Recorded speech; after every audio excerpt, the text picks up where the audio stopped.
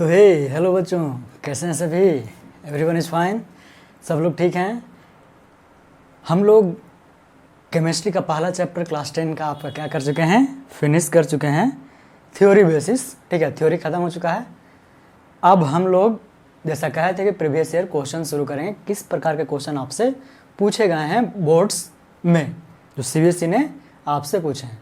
तो मैं राजीव आप सभी का आपके अपने ही चैनल वर्चुअल विद्या में स्वागत करता हूं और प्रारंभ करते हैं प्रीवियस ईयर क्वेश्चन। तो ये रहा पहला क्वेश्चन आपके लिए। The first question that CBSE asked is which one is chemical change, which one is chemical change. The option, simply there was option like rusting of iron और melting of iron। इतना सीधा सीधी पूछा था, melting of iron। So you have 30 seconds to answer this. Try this.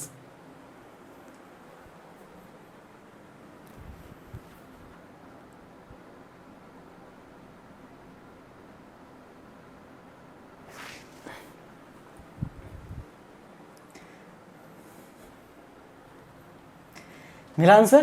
The answer is very simple. What is the answer? Rusting of iron. Why?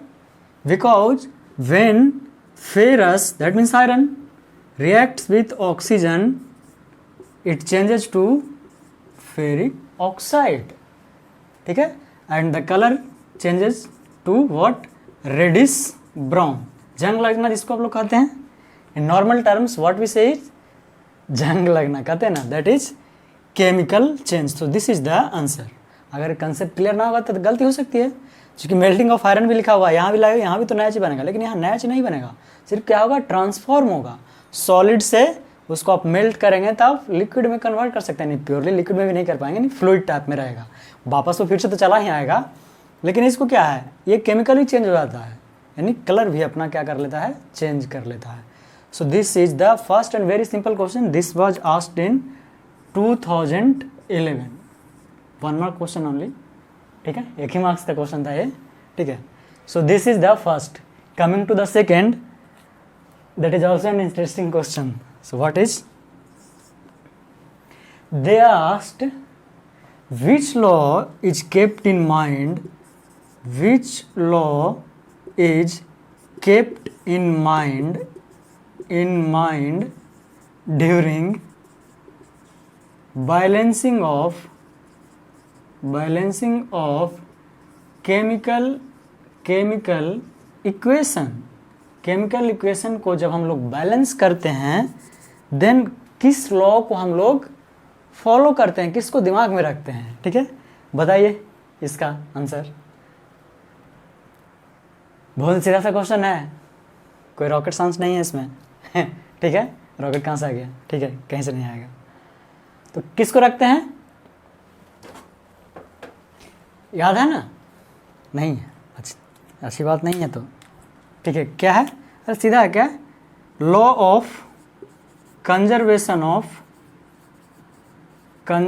Of mass. यही तो हम लोग करते हैं, यही सीखते आ रहे हैं ना कि A+B अगर C और D बनाता है तो जितना इधर मास हो लेफ्ट साइड रिएक्टेंट में, उतना ही प्रोडक्ट में भी मास होना चाहिए। तो देखो कितना आसान क्वेश्चन था। This was also of 1 marks and in the same year 2011 this has been also asked. कहेगा सर बहुत पुराना पुराना क्वेश्चन करवा रहे हैं। तो शुरुआत करते हैं पुराने से ही ना, फिर आएंगे करंट में धीरे धीरे। ठीक है, तो ये 2 क्वेश्चन रहा, आगे बढ़ते हैं। Your next question is very simple. The question is, listen first.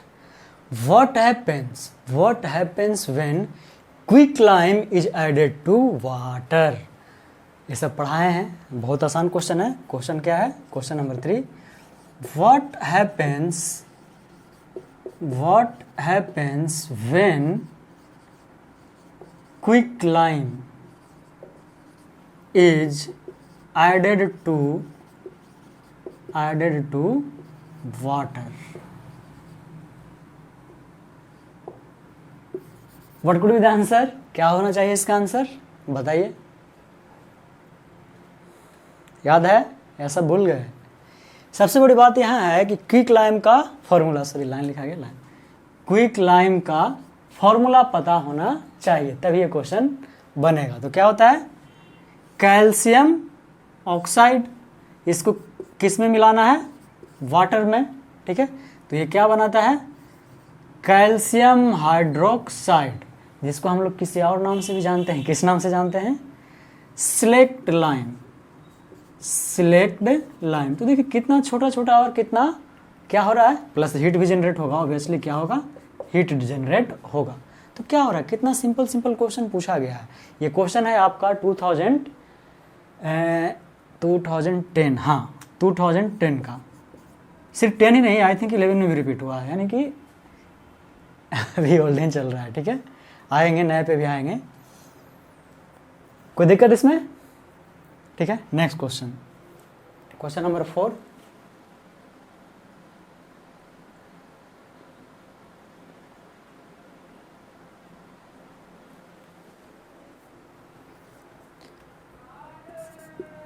Question number 4 में सीधा सीधी था कि balance and imbalance chemical equation.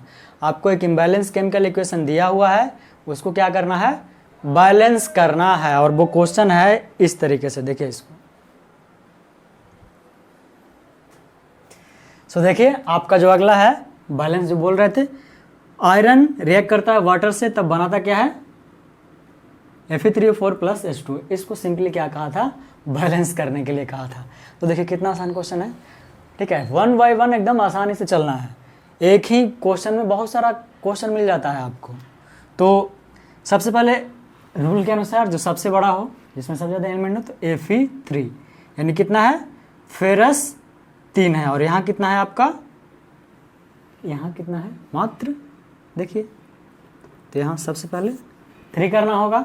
अब ये बैलेंस हो गया, अब हाइड्रोजन, हाइड्रोजन तो बैलेंस है, लेकिन ऑक्सीजन इम्बैलेंस है, ऑक्सीजन बैलेंस नहीं है। यहाँ 4 है, यहाँ सिंपली क्या है, 1 ही है, यानी कि हमें यहाँ 4 लगाना होगा। अब इस 4 के कारण भाई साहब हाइड्रोजन भी इम्बैलेंस हो गए, तो क्या दिक्कत है, हो जाए, यहाँ हम क्या लगाते हैं, 4, क्लियर है। अब देखिए सब balance, 8 hydrogen, 4 oxygen, 4 oxygen, 3 iron, 3 iron. So how easy it is, isn't it? So this question came in 2012. Sometime it happens, okay? Slip of tongue.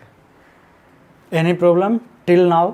अभी तक कोई दिक्कत, यहाँ तक बताइए, कोई दिक्कत है यहाँ तक?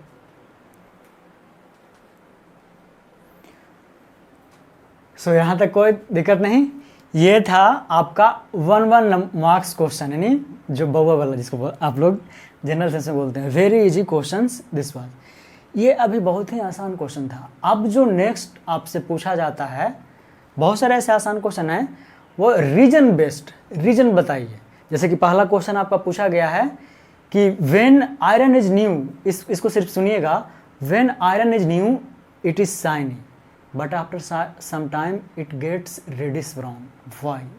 क्वेश्चन इज, ये आपके लिए रहा, when iron is new it's shiny, ये कैसा होता है, शाइनी होता है, but gets reddish brown after some time, why? क्यों ऐसा होता है? इसका जवाब आपको देना है। ये आपके लिए क्वेश्चन रहा कि आयरन जब नया है वो शाइनी होता है, लेकिन कुछ समय के बाद रेडिश ब्राउन हो जाता है, ऐसा क्यों? So this is the today's discussion about the previous year questions. We will come out again in next lecture with the reason based question. जो रीजन बेस्ड क्वेश्चन किस तरीके से पूछा गया है उस पर। So if you like the session, thumbs up, share it to your friends, okay? So with this I am ending this lecture today. We'll meet in next lecture. Bye bye, take care, जय हिंद जय भारत।